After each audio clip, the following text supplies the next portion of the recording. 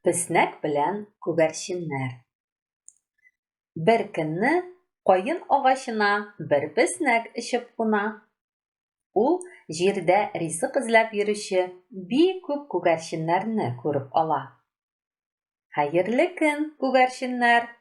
Минем сезгә 2 яңалыгым бар. Берсе әйбәт, икенчесе начар.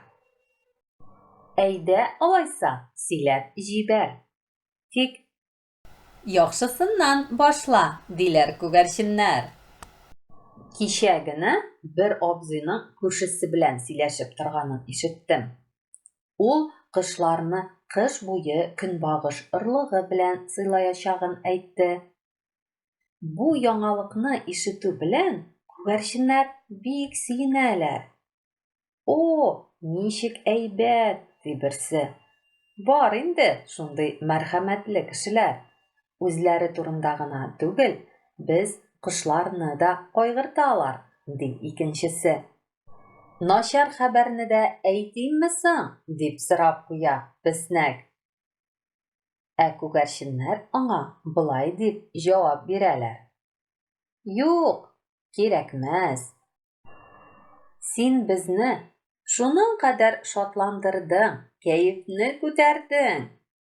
Хәзер безнең бернинди начар уйлар турында уйлыйсыбыз килми. Кышын безгә генә түгел, сиңа да ризык табуы бик кыенлашты бит, песнәк дус.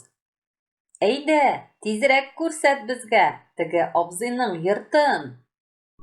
Көз көне бер яхшы кеше миңа җимлек ясап элеп куйды. Көн саен бер дә онытмыйча ярма салып тора. Ул җимлек тә шул абзый йорты янында гына, ди. Һәм очып китә.